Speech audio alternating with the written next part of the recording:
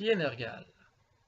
Nergal est un dieu mésopotamien de la mort, de la guerre, de la famine, de la pestilence et co-dirigeant du monde des morts de la tradition babylonienne, nommé Irkalla. Son temple principal était dans la ville de Kuta, dans l'ancienne Babylone. Dans cette vidéo, je vais expliquer qui est Nergal, quels sont ses pouvoirs, ses attributs, dans un contexte de la voix de la main gauche. Je vais détailler quelque peu ma relation très personnelle avec ce dieu, et les grandes choses qu'il a fait pour moi, les grandes choses qu'il m'a appris. Commençons donc. Nergal est un dieu de la mort, de la guerre, de la maladie et co-dirigeant du monde des morts, nommé Irkalla, avec sa femme Ereshkigal. Tous ces attributs, tous ces pouvoirs peuvent être interprétés de maintes et maintes façons et de maintes et maintes manières.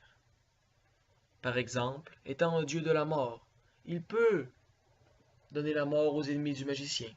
Mais il peut également, bien entendu, libérer le mage de mauvaises habitudes, de problèmes qui l'empêchent d'avancer, et ainsi faire mourir le soi inférieur du mage pour qu'un soi supérieur puisse naître.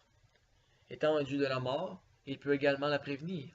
Il peut enseigner au mage comment développer des techniques d'immortalité, tant physiques que non physiques. Il peut également enseigner aux magiciens comment contrôler l'énergie de mort et donc devenir un nécromancien, et également comment travailler avec les ombres des morts.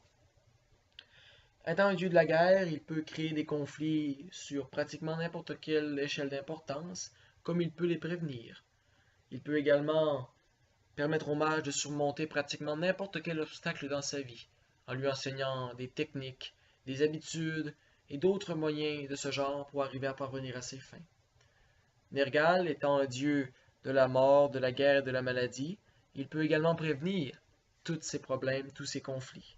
Étant un dieu de la maladie, il peut guérir les maladies, il peut causer la maladie également, chez les ennemis du magicien.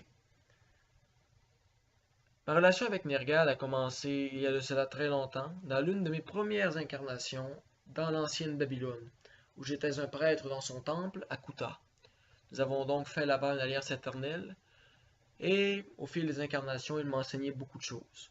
Bien entendu, je ne suis pas parfait, je suis loin de connaître tout, et je considère que plus j'en apprends, plus je me rends compte que je ne sais effectivement rien, tellement l'univers est vaste et infini, et les choses que nous pouvons apprendre sont également infinies. Bien entendu, Nergal, dans ma vie à moi, m'a libéré de beaucoup de problèmes, tels l'anxiété.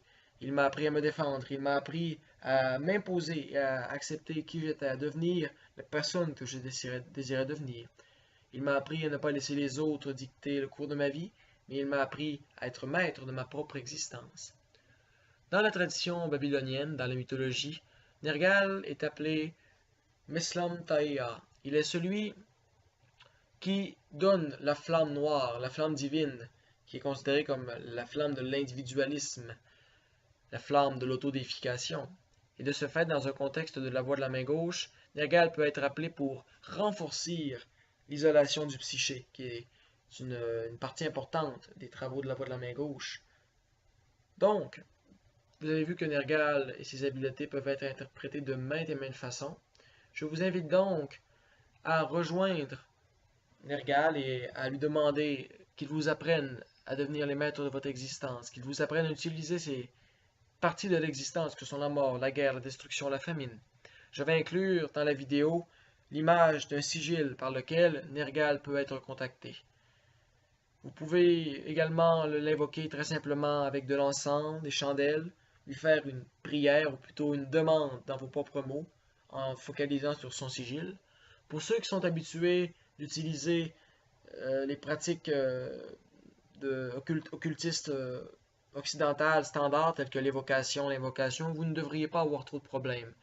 Je vais faire une vidéo très bientôt sur comment évoquer ou invoquer également pratiquement n'importe quelle entité et également sur quelles sont les différences entre évocation et invocation.